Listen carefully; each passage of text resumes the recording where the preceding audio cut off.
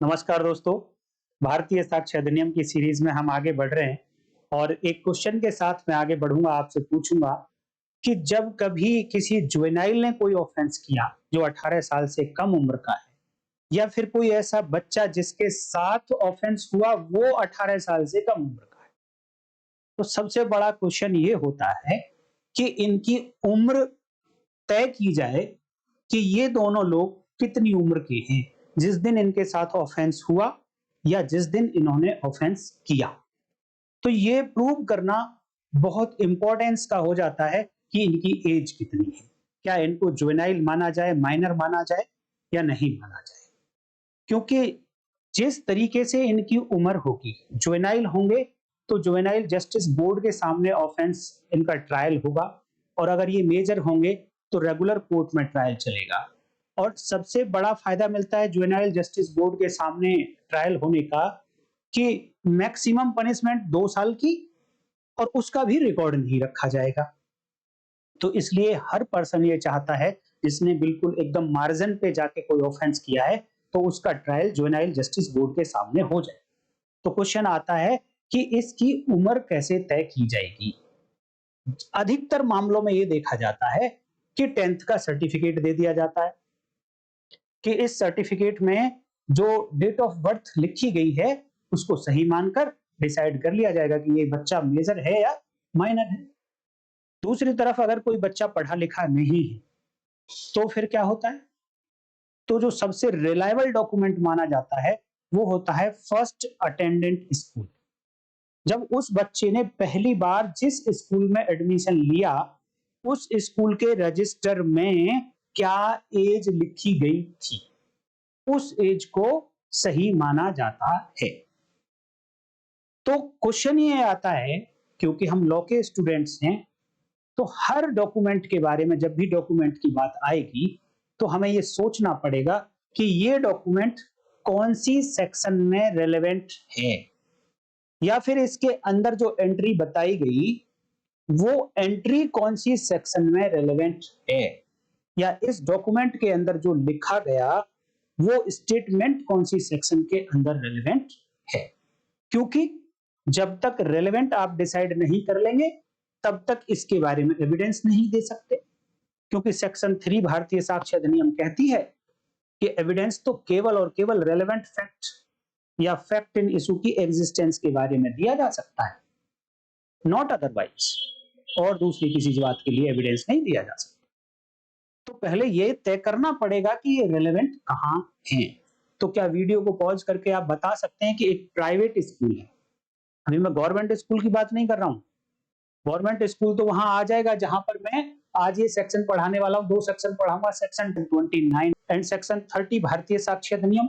यही सेक्शन पहले 35 and 36 Indian evidence act हुआ करते थे। तो क्योंकि यहां पर पब्लिक रिकॉर्ड की बात कही गई है, पब्लिक बुक्स की बात कही गई, पब्लिक रजिस्टर की बात कही गई, तो जो गवर्नमेंट स्कूल्स हैं उनके अंदर जो बच्चे पढ़ते हैं उनके रजिस्टर तो पब्लिक रजिस्टर हो गए। लेकिन मैं बात कर रहा हूं आपसे कि जब बच्चा प्राइवेट स्कूल में पढ़ा, फर्स्ट अटेंडेंट जब गया प्राइवेट स्कूल में गया, तो वहां पर जो रजिस्टर मेंटेन किया गया उस रजिस्टर में जो डेट ऑफ बर्थ लिखी गई है, क्या वो डेट ऑफ बर्थ रेलेवेंट होगी, क्या वो रजिस्टर रेलेवेंट होगा, उस रजिस्टर के अंदर जो स्टेटमेंट लिखा गया वो एंट्री की गई है वो रेलेवेंट होगी। इस पॉइंट पर वीडियो पॉज करके आप अगर जवाब दे सकते हैं, क्योंकि ऑलरेडी आप लॉ स्टूडेंट हैं, आप पढ़ चुके होंगे, पता है, तो वीडियो को पॉज करके जवाब दीजिए। अदरवाइज दोस्तों आज की वीडियो हम पढ़ने वाले ही हैं, थोड़ी देर में आपको जवाब मिल जाएगा। एंड 2 सेक्शंस हम पढ़ेंगे, सेक्शन 29 एंड सेक्शन 30। पहले बेयर एक्ट से एक बार मैं लैंग्वेज पढ़ के आप लोगों को दिखा देता हूं कि वो कहती क्या है। तो दोस्तों ऐसे ही आप रजिस्टर लेकर बैठे होंगे, जैसा मैं रोज आपको बताता हूं, हर वर्ड पर आपकी अटेंशन जानी चाहिए। और सपोज कि पढ़ाते पढ़ाते मेरी अटेंशन उस वर्ड पर नहीं गई, तो मैं आप लोगों से उम्मीद करता हूं दोस्तों कि आप कमेंट करके बताएंगे कि जी आपने इस वर्ड का मीनिंग बताना मिस कर दिया, तभी मैं मानूंगा कि आप मेरे स्टूडेंट हैं, आप लीगल लैब के स्टूडेंट एंड व्यूअर। अदरवाइज तो जैसे सब देखते हैं वैसे ही सब देख रहे हो, आप भी देख रहे हो ऐसे ही। अगर मैं बाई चांस मेरा किसी वर्ड के मीनिंग बताने से अटेंशन मेरी स्लिप हो जाती है और मैं नहीं बता पाता हूं, तो आपको कमेंट करके बताना है। तो देखिए, और हाँ, वीडियो देखिए आपको 24 घंटे के अंदर तो सबको मिलेगी। 24 घंटे के बाद अगर वीडियो आपको एक्सेस करनी है तो चैनल को ज्वाइन करना पड़ेगा, ज्वाइन बटन दिखाई दे रहा होगा। और दूसरा, जो वर्ड यहां यूज हो रहे हैं आपको देखना है क्या दूसरी सेक्शन में भी यूज हुए, और अगर यूज हुए हैं तो क्या सिमिलर यूज हुए हैं, अगर सेम नहीं हुआ तो क्या हटके हुआ है, तो वो कितना कनेक्टेड है, इन बातों का आप ध्यान रखेंगे। तो देखिए, एन एंट्री, एक प्रविष्टि। अब यहीं पर अगर मैं बात कहूं तो जो सेक्शन 28 हमने लास्ट वीडियो में पढ़ी, तो उसकी शुरुआत होती थी entries in books of accounts, entries, लेकिन यहां पर वर्ड यूज हो रहा है एन एंट्री, और वो 28 नंबर, ये 29 नंबर। तो क्या लेजिस्लेचर को ये ध्यान नहीं है कि हमने वहां पर प्लूरल वर्ड यूज किया, यहां सिंगुलर कर रहे हैं, तो क्या दोनों जगह सेम ना कर दें? मुझे लगता है कुछ ना कुछ तो लेजिस्लेचर ने सोचा ही होगा। An entry in public or other official book, register or record, or an electronic record stating a fact in issue or relevant fact, and made by a public servant in the discharge of his official duty, or by by any other person in performance of a duty especially enjoined by the law of the country in which such book, register or record or any electronic record is kept, is itself a relevant fact. यहां पर relevant fact बताया किसको जा रहा है, हिंदी में ही बताऊंगा दोस्तों में। ये entry is itself a relevant fact. मैं आपको थोड़ा सा इसका ब्रेकअप करके दिखाता हूं दोस्तों, बड़े अच्छे से आपको आसानी से समझ आ जाएगा। देखिए, ब्रेकअप में मैं लेके चलता हूं। सेक्शन 35 या 29 बीएसई रिलेवेंट किसको बताती है? एन एंट्री को। N entry is itself relevant, अर्थात कुछ और भी रेलेवेंट हो सकता है, बट यहां पर बात हो रही है केवल एंट्री की जो उस रिकॉर्ड में की गई है। तो इस सेक्शन को समझने के लिए आप अपने सामने 3 क्वेश्चन रखिए। पहला question, where it is made, ये एंट्री कहां की गई है, ये प्रविष्टि किस रिकॉर्ड में की गई है। नंबर दूसरा question, what does it state, ये एंट्री बोलती क्या है, ये एंट्री लिखती क्या है, एक्चुअल में किसके बारे में लिखी गई है। Number 3 question, who made this entry, और ये एंट्री की किसने, अर्थात पूरी की पूरी सेक्शन किसके आसपास घूमती है? एक एंट्री, एक प्रविष्टि के आसपास।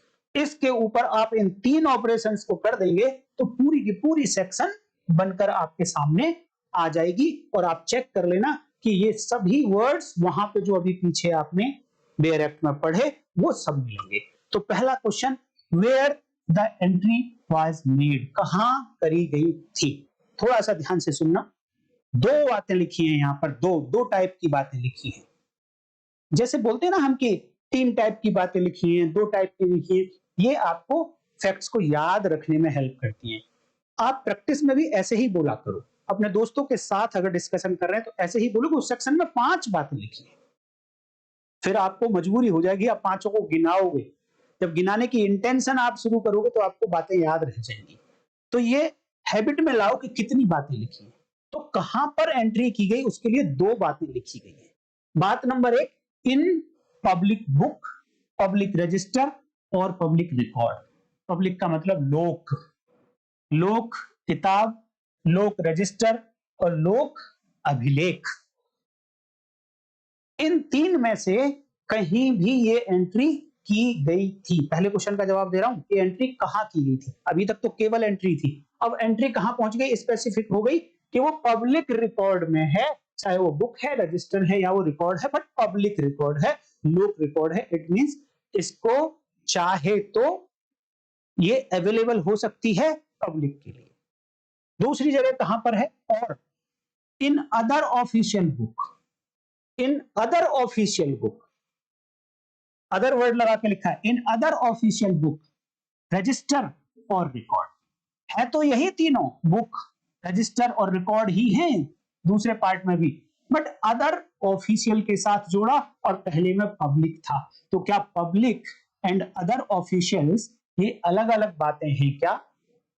नो, अलग अलग बातें नहीं हैं। बट इंडियन एविडेंस एक्ट, भारतीय साक्ष्य अधिनियम में इन दोनों को मिलाकर पब्लिक डॉक्यूमेंट बोला जाता है। पब्लिक डॉक्यूमेंट, लोक दस्तावेज। दो तरीके के दस्तावेज यहां पर बताए गए हैं, लोक दस्तावेज और प्राइवेट दस्तावेज, public document and private document. तो ये पब्लिक डॉक्यूमेंट की कैटेगरी में ही आते हैं। बट फिर भी इवन देन दो सेक्शंस में इनका जिक्र हुआ है। पब्लिक डॉक्यूमेंट के बारे में बात करेंगे आप तो सेक्शन 74 सब सेक्शन 1 बीएसए और इंडियन एविडेंस एक्ट में अकेली 74 हुआ करती थी। और जब आप अदर पब्लिक ऑफिशियल डॉक्यूमेंट्स की बात करेंगे तो वो आपको मिलेंगे सेक्शन 77 भारतीय साक्ष्य अधिनियम, और यही पहले 78 इंडियन एविडेंस एक्ट में हुआ करता था। लेकिन आप नोट करना कि जब 74 में बात होती है सब सेक्शन 1 में, तो वहां लिखा गया है the following documents are public documents. नीचे लिखे गए जितने भी दस्तावेज हैं सभी लोक दस्तावेज हैं। कुछ कैटेगरी दी है, अभी सिर्फ इतना ही समझ लो। लेकिन जब सेक्शन 77 भारतीय साक्ष्य अधिनियम पढ़ेंगे तो उसका हेडिंग दिया गया है ऑफिशियल डॉक्यूमेंट्स, ऑफिशियल रिकॉर्ड। और जब आप लैंग्वेज पढ़ेंगे तो लिखा है कि following public documents are official record, ऐसा कुछ लिखा है वहां पर। इट मींस कि जो पब्लिक डॉक्यूमेंट हैं जो नीचे लिखे हैं, जो 74 में बताए गए वही पब्लिक डॉक्यूमेंट हैं, बट उनको एक अलग कैटेगरी दे दी कि वो ऑफिशियल रिकॉर्ड हैं। तो यहां पर भी दो कैटेगरी दे दी, एक पब्लिक करके एक अदर ऑफिशियल करके, book register and record. BRR से याद कर सकते हो, BRR book register and record. तो इन डॉक्यूमेंट्स में अगर कोई एंट्री की गई थी तो section 35 corresponding to section 29 BSA में आ सकती है, क्योंकि अभी पूरी नहीं हुई इसलिए सकती है। तो एग्जांपल ले लीजिए कि कौन कौन से ऐसे हो सकते हैं। देखिए एमसीडी के पास, म्युनिसिपल कॉर्पोरेशन जो होती है उसके पास बर्थ रजिस्टर होता है, डेथ रजिस्टर होता है। ये एक पब्लिक नेचर का डॉक्यूमेंट है, लोक दस्तावेज टाइप का है। दूसरा खसरा खतौनी रेवेन्यू डिपार्टमेंट के पास होते हैं, जमीन से रिलेटेड उनका जो रिकॉर्ड मेंटेन करता है पटवारी कानून, वो एसडीएम के ऑफिस में, वो सब पब्लिक रिकॉर्ड के होते हैं। इसी सेक्शन में जब आपने हेडिंग देखा होगा तो बात कही थी कि वो इलेक्ट्रॉनिक रिकॉर्ड में भी हो सकता है। अर्थात यही रिकॉर्ड चाहे तो हार्ड कॉपी में है और चाहे वो इलेक्ट्रॉनिक फॉर्म में है, वो सेक्शन 29 में कवर हो जाएगा। तो पहली बात क्या पूरी हुई कि कहां पर एंट्री की गई थी, इस क्वेश्चन का जवाब मिल गया। अब दूसरा क्वेश्चन देखिए कि ये एंट्री कहती क्या है। ये एंट्री क्या कहती है? स्टेटिंग अ फैक्ट इन इशू और रिलेवेंट फैक्ट। यानी इन डॉक्यूमेंट्स में, ये जो पब्लिक डॉक्यूमेंट थे, इनके अंदर जो एंट्री की गई थी ये क्या बात करती थी? उस केस के फैक्ट इन इशू या रेलेवेंट फैक्ट के बारे में कुछ बोल रही थी। अब आपके मामले में और दूसरी बात कि इस एंट्री को रेलेवेंट बताया। देखिए थोड़ा सा आपके ना दिमाग चलना चाहिए, और लॉ को पढ़ने में ना कुछ नहीं है दोस्तों। अगर आपकी मेमोरी अच्छी है और आप ज्यादा पढ़ लेते हैं तो आप हमेशा दूसरों से आगे रहेंगे। और इस जीवन का उद्देश्य केवल और केवल दूसरों से आगे रहना है, सब कुछ जानना नहीं है, दूसरों से आगे रहना है। तो दूसरों से आगे रहने के लिए एक तो आपकी मेमोरी अच्छी होनी चाहिए, और मेमोरी अच्छी करने के लिए ना आप लोगों को मैं एक दवा बता देता हूं, स्मृति रस।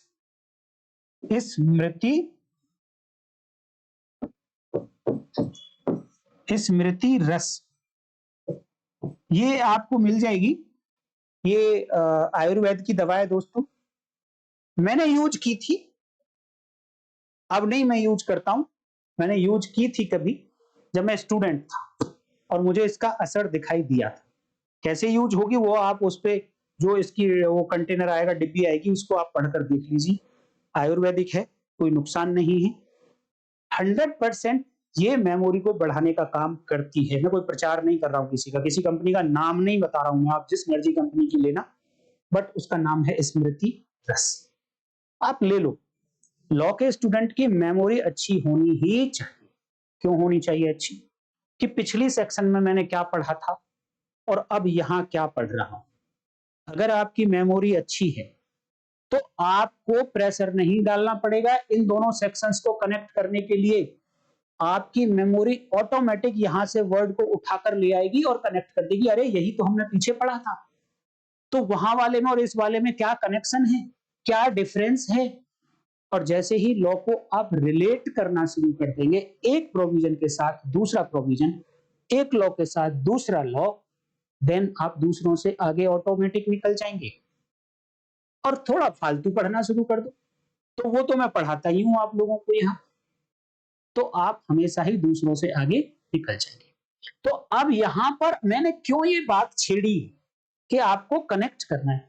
मैं कम से कम नहीं तो मेरी अगर 550 वीडियो हैं, तो कम से कम नहीं तो मैंने 30 वीडियो में ये बात बोली होगी जो मैं अब बोलने जा रहा हूं। देखिए, ये जो एंट्री की गई है, क्या बताती है?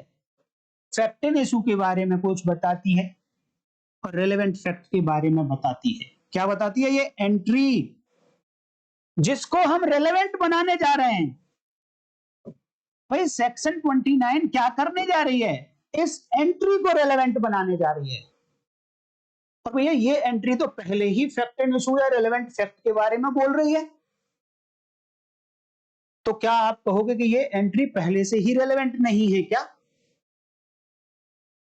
आप वीडियो को पॉज करो और थोड़ा सा माइंड को थोड़ा सा करो, इसको मत हो जरा, क्या कहना चाह रहा हूं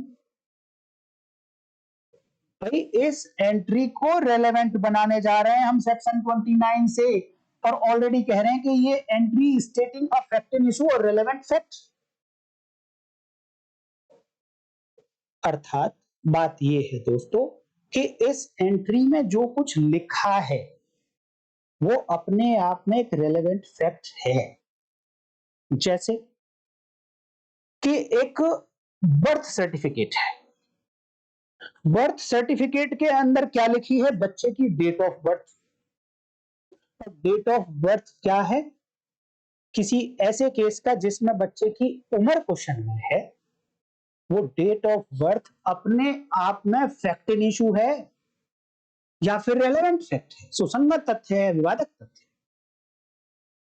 तो जैसे ही सुसंगत तथ्य और विवादक तथ्य आपके सामने कहीं भी लिखा हुआ मिले, तो आपका मेमोरी में से, शार्प मेमोरी में से निकलकर क्या आना चाहिए? सेक्शन नंबर 3 ऑफ भारतीय साक्ष्य अधिनियम।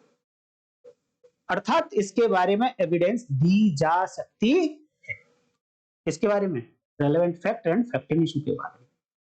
अब जैसे ही ये बात आए कि हाँ एविडेंस दी जा सकती है, अगेन आपकी शार्प मेमोरी में से निकल कर आना चाहिए। इसका मतलब ये कहा जा रहा है कि इस एंट्री के बारे में जो बर्थ सर्टिफिकेट में डेट ऑफ बर्थ लिखी है, इसके बारे में ओरल एविडेंस दी जा सकती है या डॉक्यूमेंट्री एविडेंस दी जा सकती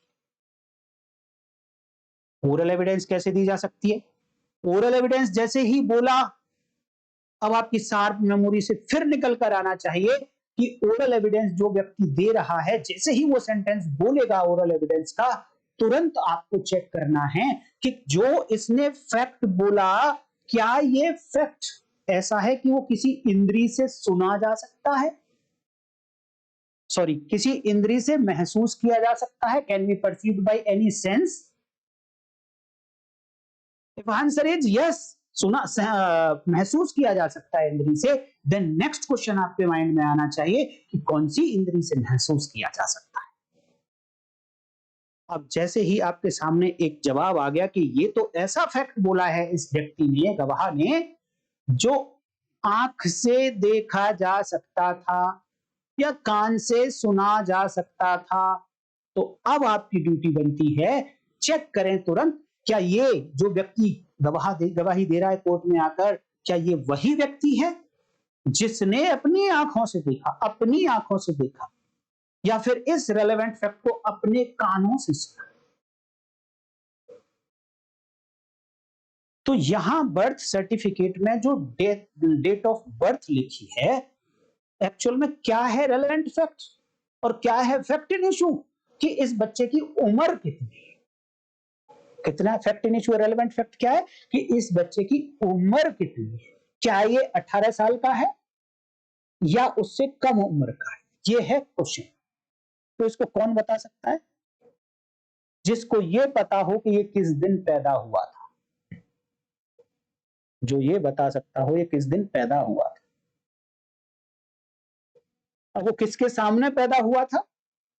क्या उसको अभी याद है कि हाँ उस दिन पैदा हुआ था, या उस दिन पंडित जी ने कोई डॉक्यूमेंट बना दिया था क्या, या बाद में किसी डेट पर जाकर इसकी कोई डेट कहीं किसी रजिस्टर में नोट कराई गई, या हॉस्पिटल ने कहीं कोई डॉक्यूमेंट तैयार किया था क्या?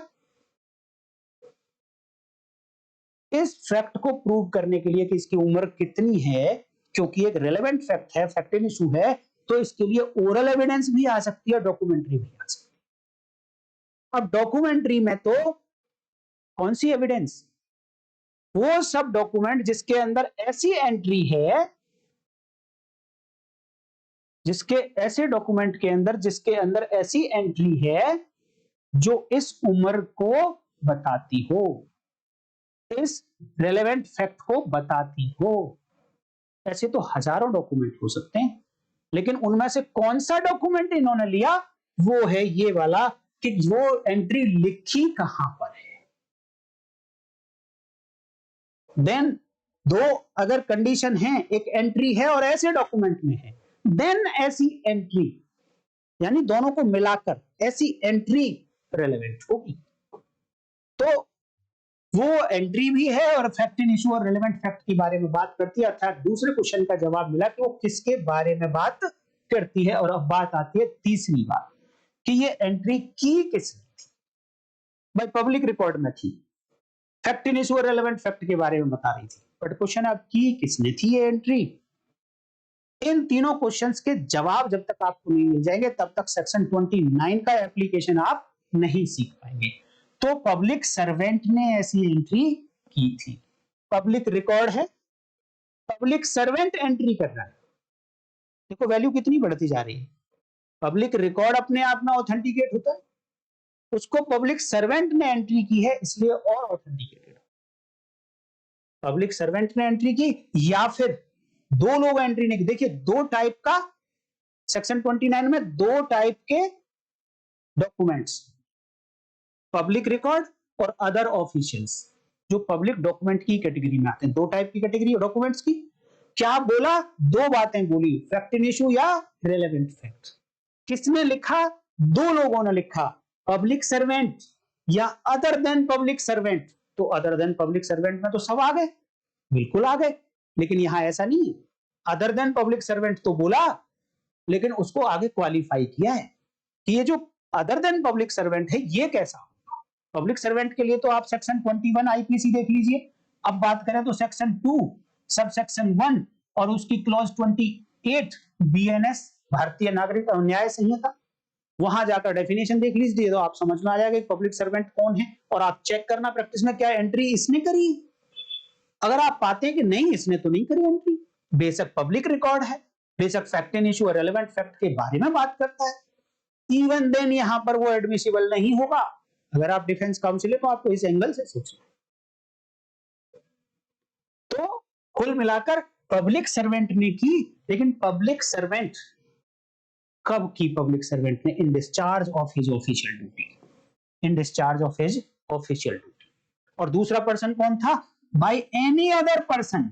एनी अदर पर्सन का मतलब who is not public servant. अगर पब्लिक सर्वेंट है तो वो तो यहां इस कैटेगरी में आ गया। It means other than public servant. अगर कोई पर्सन है उसने भी अगर पब्लिक रिकॉर्ड में एंट्री की, लेकिन कब करी? ध्यान देना, कब?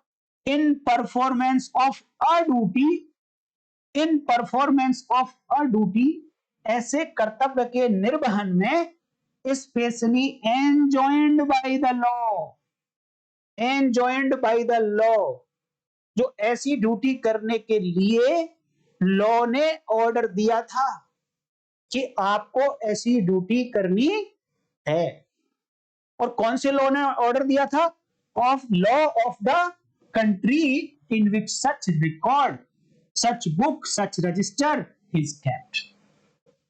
जिस कंट्री में ये बुक रखी गई, रजिस्टर रखा गया, रिकॉर्ड रखा गया, उस कंट्री के लॉ ने ऑर्डर किया था कि आपको ऐसी ऐसी ड्यूटी परफॉर्म करनी है, इस रजिस्टर में ये मेंटेन करना है।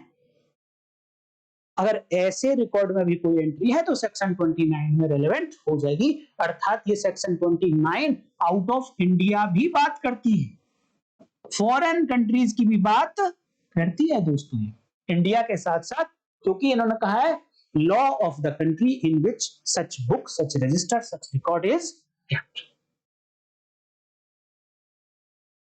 तो मेरा अब वो क्वेश्चन कि जो एक प्राइवेट स्कूल है, वहां बच्चा पढ़ रहा था, फर्स्ट टाइम वहां पर उसने एडमिशन लिया था, उसमें जो रजिस्टर रखा गया, उस रजिस्टर के अंदर जो उस बच्चे की डेट ऑफ बर्थ लिखी गई, क्या वो एंट्री यहां रेलेवेंट हो जाएगी?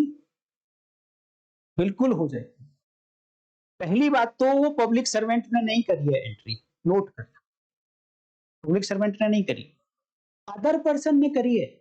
लेकिन क्या वो अदर पर्सन किसी लॉ की डायरेक्शन से काम कर रहा था क्या?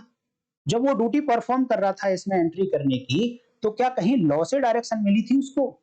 यस, लॉ से डायरेक्शन मिली थी। एजुकेशन लॉज हैं, अलग अलग स्टेट के अलग अलग हो सकते हैं, उनसे डायरेक्शन मिलती है स्कूल को, प्राइवेट स्कूल को, कि आपको ये रजिस्टर्स मेंटेन करने, आपको ये डिटेल्स मेंटेन करनी है। पॉलिसी है, एक एजुकेशन पॉलिसी, वो फॉलो करनी है।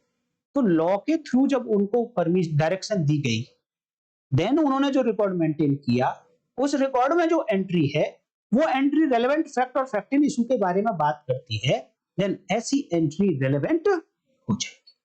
अगेन जैसे ही वो एंट्री रेलेवेंट हुई, तो अब इसके लिए भी एविडेंस दी जा सकती है, section 3 of Indian evidence act, sorry भारतीय साक्ष्य।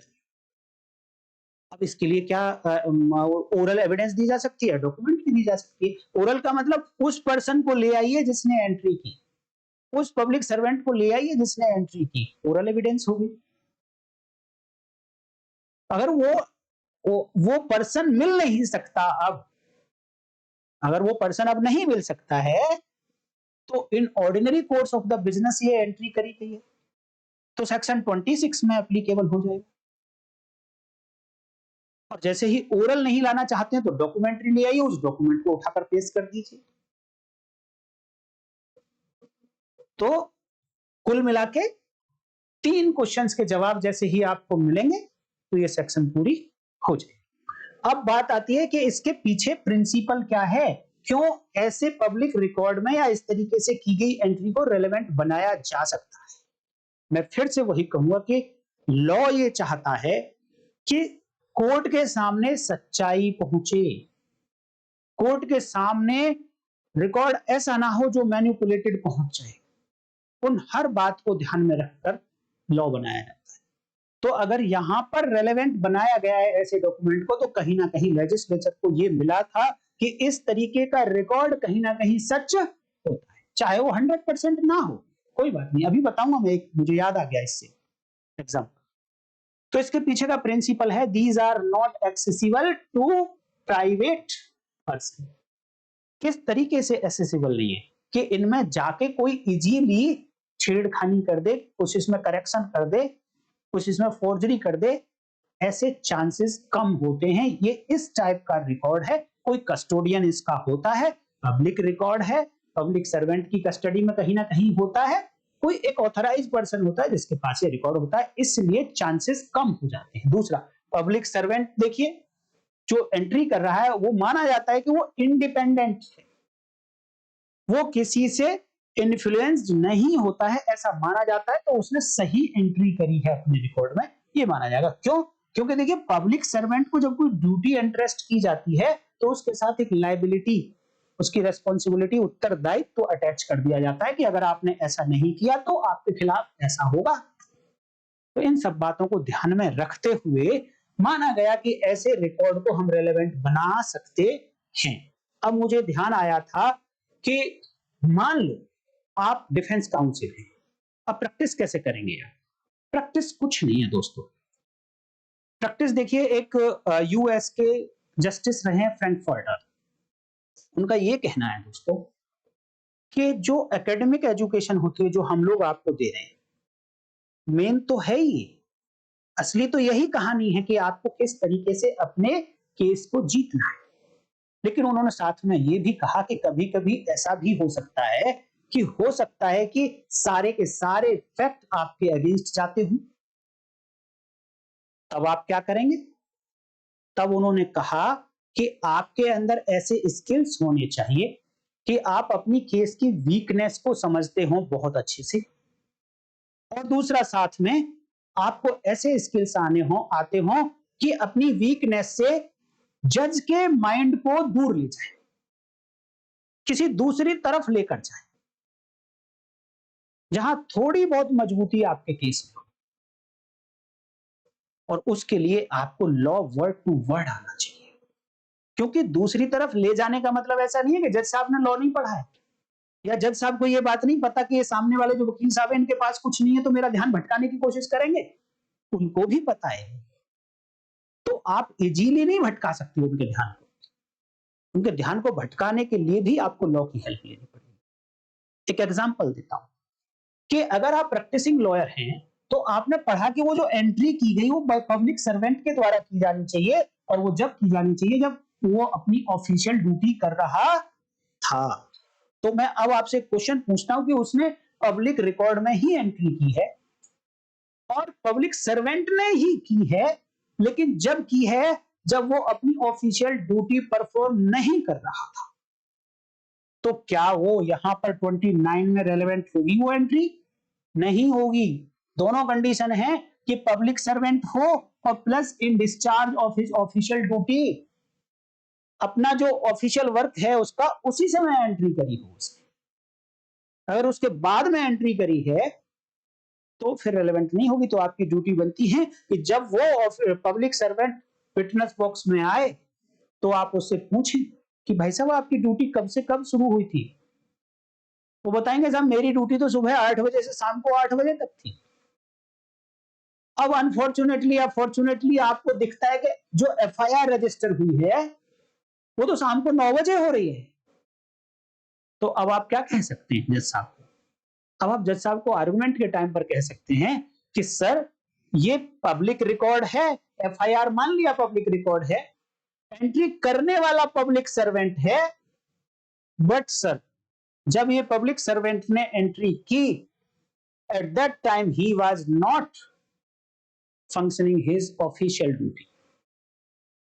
ये अपनी ऑफिशियल ड्यूटी पर नहीं था, क्योंकि इसने अभी बोला कि मेरी ड्यूटी 8 पीएम पर एंड हो गई थी और एफआईआर जो हुई है वो तो 9 पीएम पर हुई है। इट मींस अगर आपने इस तरीके से आपने दिखाया जज साहब को, तो जज साहब को मानना पड़ेगा कि हाँ ये तो इन discharge of his official duty काम नहीं किया इसने, इसलिए एफआईआर तो यहां पर रेलेवेंट नहीं हुई। जबकि आपको खूब दिख रहा था कि हाँ एफआईआर तो रेलेवेंट होती है, तो ठीक है मान लेते हैं। लेकिन नहीं, जब आप माइन्यूटली पढ़ेंगे, प्रोविजन को माइन्यूटली पढ़ेंगे, जो डॉक्यूमेंट सामने पर है एविडेंस उसको माइन्यूटली पढ़ेंगे, तो आर्गुमेंट के लिए आपके पास इतने फैक्ट आ जाएंगे, क्वेश्चन पूछने के लिए आपके पास इतने जवाब आ जाएंगे, इतने थॉट्स आ जाएंगे कि आपको कहीं किसी से पूछने की जरूरत नहीं पड़ेगी। किसी तरीके से मान लो पब्लिक सर्वेंट भी है, in discharge of his official duty ही कर रहा था, लेकिन एंट्री गलत कर दी उसने, एंट्री गलत की, तो रेलेवेंट तो है भैया। क्योंकि यहां पर बात नहीं हुई कि एंट्री गलत करी या सही करी, बट एंट्री है, रेलेवेंट तो है। लेकिन आप प्रूव करने की कोशिश करो कि वो एंट्री रॉन्ग एंट्री है, इनकरेक्ट एंट्री है, इसलिए इसकी रिलायबिलिटी कम हो जाएगी। क्योंकि मैंने कितनी बार बोला है आप लोगों को दोस्तों कि कोई फैक्ट अगर रेलेवेंट हो गया है तो इसका मतलब नहीं कि आप केस हार गए, इसका मतलब अगले स्टेप पे जाएंगे कि अब इसके लिए एविडेंस लानी पड़ेगी, और एविडेंस उस तरीके से लानी पड़ेगी जिस तरीके से एविडेंस एडमिसिबल हो सकती हो, और एविडेंस उसी तरीके से भी आ गई तब भी इसका मतलब नहीं है कि आप हार गए केस। अब इससे अगला स्टेज ये देखा जाएगा कि जिस जिस डॉक्यूमेंट को लाया गया क्या डॉक्यूमेंट रिलायबल है, जो विटनेस इसको लेकर आया क्या वो विटनेस रिलायबल है, जिस विटनेस ने ओरल गवाही दी है क्या वो विटनेस रिलायबल है, ट्रस्टवर्दी है, उस पर विश्वास किया जा सकता है। अगर आप कामयाब हो गए कि ये बताने में, उसकी क्रेडिबिलिटी को इम्पीच करने में कामयाब हो गए, तो भी आप जीत जाएंगे। तो जब वो उसकी क्रेडिबिलिटी आपने इम्पीच कर दी, इट मीन जो वो बोल कर गया है वो रिलायबल नहीं है। और मान लो रिलायबल भी है, क्रेडिबिलिटी इम्पीच नहीं कर पाए, देन अब जज साहब के ऊपर डिपेंड करेगा और आप उनकी सपोर्ट करेंगे कि साहब सब कुछ ठीक है, बट ये एविडेंस ऐसी है कि जो सफिशिएंट नहीं है कन्विक्ट करने के लिए, इसके साथ में दूसरी एविडेंस चाहिए। अभी बहुत सारी स्टेज होती हैं, बट होगा तभी जब अपने माइंड को आप चलाएंगे। अब मैं आपको दिखाऊंगा कि इससे जो पिछली सेक्शंस थी 34 corresponding to 28 BSA, now this section of 35 29 BSA, इसमें थोड़ा डिफरेंस कंपैरिजन करके आपको दिखाता हूं जिससे कि फैक्ट याद रह जाएंगे। पहली बात देखिए कि ये किस टाइप का डॉक्यूमेंट है। तो 34 में केवल एक ही टाइप का डॉक्यूमेंट है, वो है books of account. Books of account किसी प्राइवेट पर्सन के पास भी हो सकता है, बट 29 में है पब्लिक रिकॉर्ड, केवल और केवल पब्लिक रिकॉर्ड। वो पब्लिक रिकॉर्ड कुछ भी हो सकता है। दूसरा डिफरेंस देखिए नेचर ऑफ एंट्री, एंट्री किस टाइप से की जा रही है। यहां पर सेक्शन 34 या 28 में फैक्ट इन इशू या रेलेवेंट फैक्ट की कोई बात नहीं कि ये जो इसमें एंट्री थी वो रेलेवेंट फैक्ट या फैक्ट इन इशू के बारे में हो, ऐसा नहीं लिखा गया। बट उन्होंने लिखा है कि रिलेटेड टू मनी होनी चाहिए, बस इसका नेचर ऐसा है। बट यहां पर लिखा गया है कि ये फैक्ट इन इशू या रेलेवेंट फैक्ट के बारे में बोलती हो। पर्सन जिसने एंट्री की वो 28 में कौन था, कोई भी पर्सन हो सकता है। बुक्स ऑफ अकाउंट में एंट्री करनी है कोई पर्सन हो सकता है, लेकिन पब्लिक रिकॉर्ड में एंट्री करनी है तो पब्लिक सर्वेंट है या फिर कोई अदर पर्सन है जिसको लॉ ने ऑर्डर दिया है कि आपको ऐसी ड्यूटी परफॉर्म करनी पड़ेगी। देखिए method of keeping the record, books of account को कैसे रखा जा रहा था, regularly kept in course of business, continuous रूप से एक पीरियडिकली मेंटेन किया जा रहा था। बट यहां पर ऐसी कोई कंडीशन नहीं लगाई है, बस कि वो ऑफिशियल ड्यूटी में, इन डिस्चार्ज ऑफ ऑफिशियल ड्यूटी में एंट्री करी हो बस उसने। और एक लास्ट देख लीजिए कि इसकी एविडेंसरी वैल्यू कितनी है। जब सेक्शन 28 बीएससी की बात करते हैं जहां पर बुक्स ऑफ अकाउंट में एंट्रीज की बात होती है तो वो केवल और केवल कोरोबोरेटिव नेचर की है। वहां पर लिखा है कि केवल और केवल इसके आधार पर चार्ज नहीं लगाया जा सकता, बट यहां पर कोरोबोरेशन रिक्वायरमेंट नहीं है। एज ए रूल कोरोबोरेशन रिक्वायरमेंट नहीं है। एज ए रूल का मतलब उस सेक्शन में नहीं लिखा, सेक्शन 28 की तरह सेक्शन 29 में नहीं लिखा कोरोबोरेशन रिक्वायरमेंट है। एज ए रूल नहीं है कोरोबोरेशन की जरूरत। हाँ, as a prudence, as a rule of caution requirement की जरूरत पड़ती है तो जज साहब चेक करेंगे कि हाँ रिक्वायरमेंट की जरूरत है या नहीं है। तो अब देखता हूं मैं कि सेक्शन 29 में जो ये बातें लिखी हैं इनकी एविडेंसरी वैल्यू कितनी है, कितनी वेटेज दी जाएगी। जब जब एविडेंसरी वैल्यू की बात आएगी ना तो कितनी वेटेज दी जाएगी, सफिशिएंट है या नहीं है। प्रोबेटिव वैल्यू या एविडेंसरी वैल्यू, जब जब मैं बोलूं इट मींस जो मैं लास्ट में बात बताता हूं कि भाई सारी तीनों काम हो गए, रेलेवेंट हो गए, एडमिसिबल हो गए, रिलायबल हो गया, अब ये सफिशिएंट है या नहीं है वो पार्ट की मैं बात करता हूं। तो केस है मोनिका लाल वर्सेस हीरा लाल, 1950 का केस है। मनिक लाल, नॉट मोनिका लाल, मनिक लाल, यहां पर एक डेथ रजिस्टर पेश किया गया। उन्होंने ये बताया कि ठीक है डेथ रजिस्टर है और वो पब्लिक रिकॉर्ड है, पब्लिक सर्वेंट ने इसमें एंट्री करी थी, fact in issue or relevant fact के बारे में बात करता है। तो सेक्शन 29 में रेलेवेंट हो गया, रेलेवेंट हो गया। अब रेलेवेंट होते हुए भी आपको ये नहीं मान लेना है कि ये सभी फैक्ट को प्रूव करने के लिए रेलेवेंट हो गया। देखिए इस जजमेंट में माननीय सुप्रीम कोर्ट ने बोला कि एविडेंस ऑफ डेथ ओनली, कि हाँ मृत्यु तो हो गई है ये तो प्रूव करता है डेथ रजिस्टर, लेकिन मृत्यु कैसे हुई, कॉज ऑफ डेथ नहीं प्रूव करता। मृत्यु के टाइम पे उम्र कितनी थी, एज ऑफ डेथ ये प्रूव नहीं करता। तो और एक पॉइंट मिला आपको कि ठीक है ये रेलेवेंट हो गया, एडमिसिबल एविडेंस है और रिलायबल भी है, लेकिन कौन से फैक्ट को प्रूव करने के लिए है। कितने फैक्ट को प्रूव करने के लिए है। तो अपने माइंड को थोड़ा आपको ओपन करना पड़ेगा। क्वेश्चन आपसे कुछ पूछ लिया जाए कि एफआईआर रेलेवेंट है क्या? यस, रेलेवेंट है। सेक्शन 20 में पब्लिक रजिस्टर में एंट्री की जाती है, पब्लिक सर्वेंट करता है, in discharge of his official duty करता है। पीछे भी मैंने बात बता दी। रेवेन्यू रिकॉर्ड देखिए, पब्लिक सर्वेंट रेवेन्यू रिकॉर्ड आपने देख लिया, उसके बारे में उसमें एंट्री हो रखी है, रेलेवेंट है। अब आप मुझे क्वेश्चन में जवाब दीजिए कि कुंडली के बारे में आप क्या सोचते हैं? जो एक होरोस्कोप बनाया गया उसके बारे में आप क्या सोचते हैं कि होरोस्कोप में जो डेट ऑफ बर्थ लिखी गई, क्या वो इस सेक्शन 29 में रेलेवेंट है? आप कमेंट करके जवाब देंगे, मैं आपके जवाब का इंतजार करूंगा। अब चलते हैं next section, section 36 Indian evidence act, या फिर आज की डेट में बात करें तो सेक्शन 30 बीएस। उससे पहले मैं आपको एक छोटा सा एक स्ट्रक्चर दिखाता हूं। इस स्ट्रक्चर से आपको बहुत हेल्प मिलेगी। छोटा सा स्ट्रक्चर है लेकिन बहुत कुछ बोल जाएगा।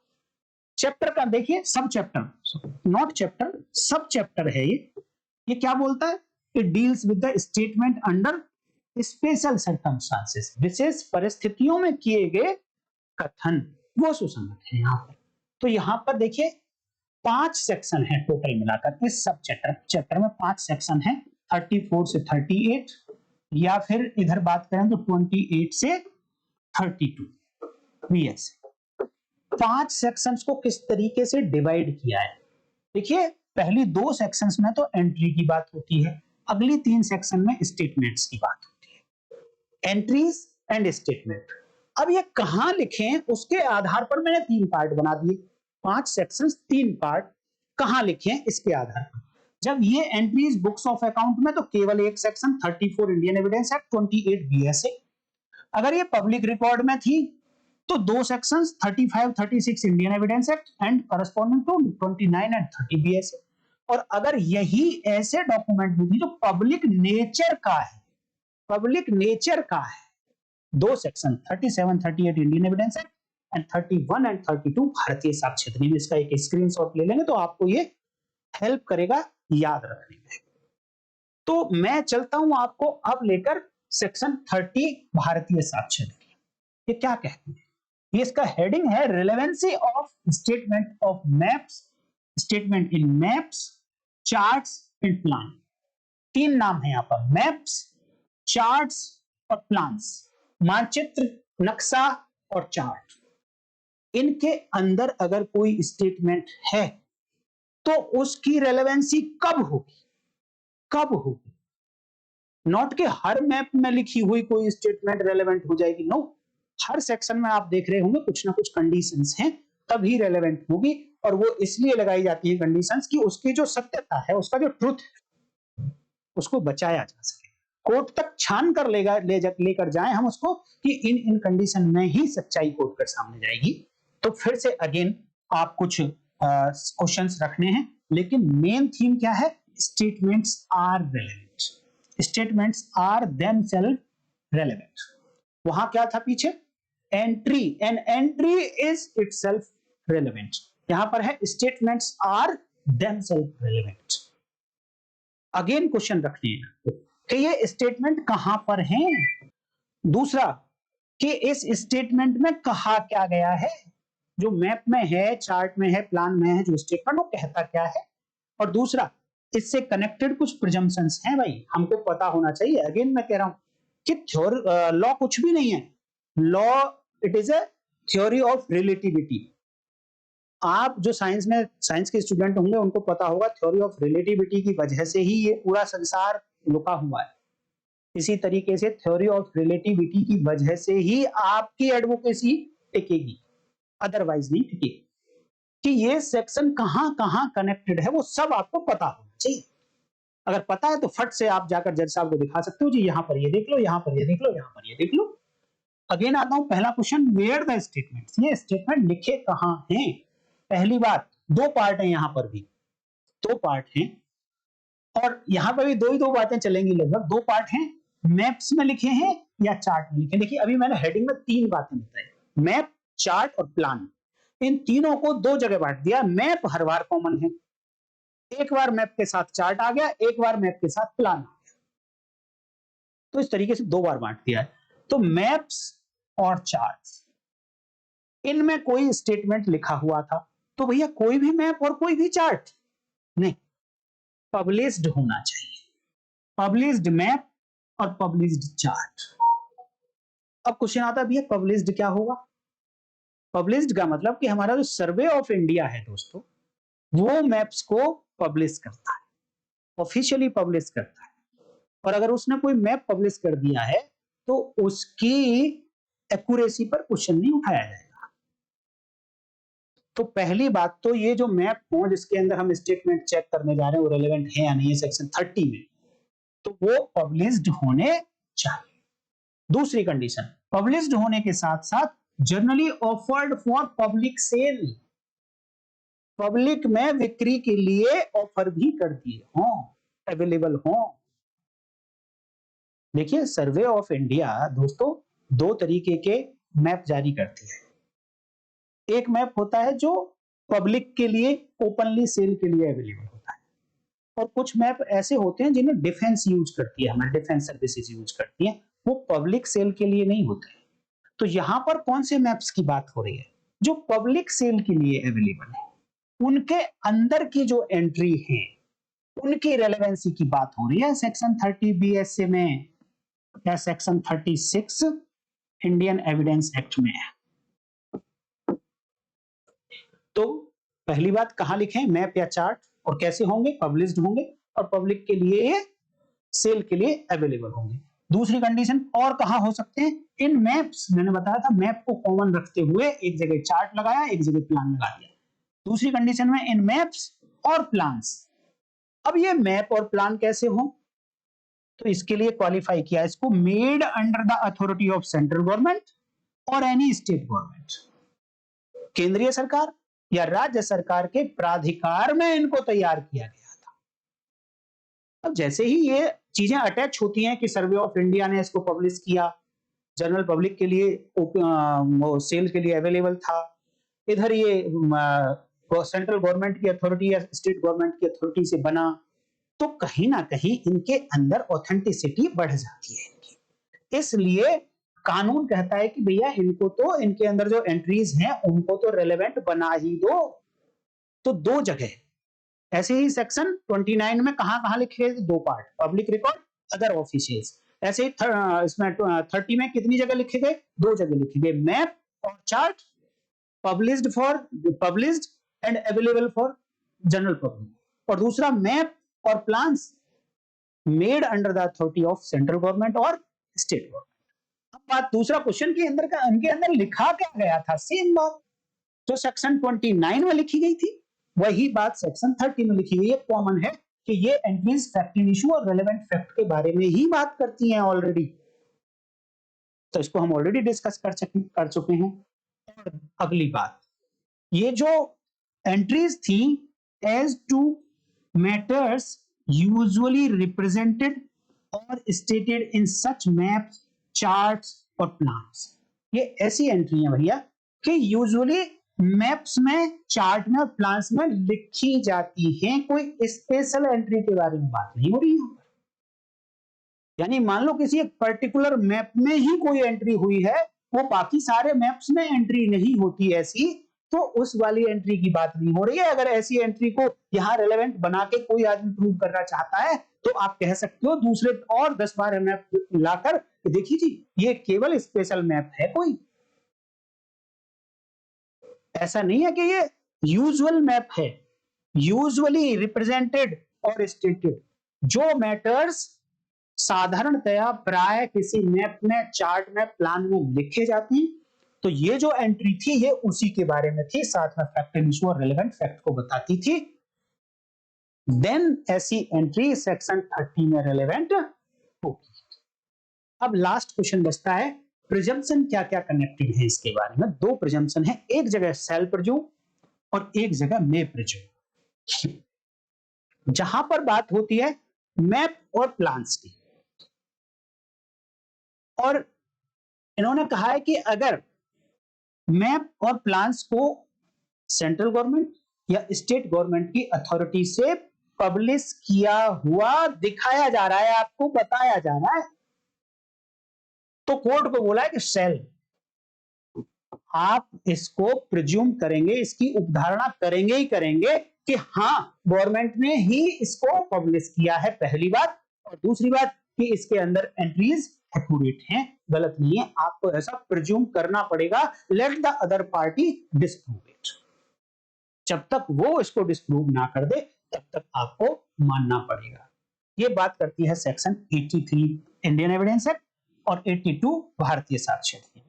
अब एक सेक्शन है 87 Indian evidence act corresponding to 89 Bharatiya साक्ष्य अधिनियम।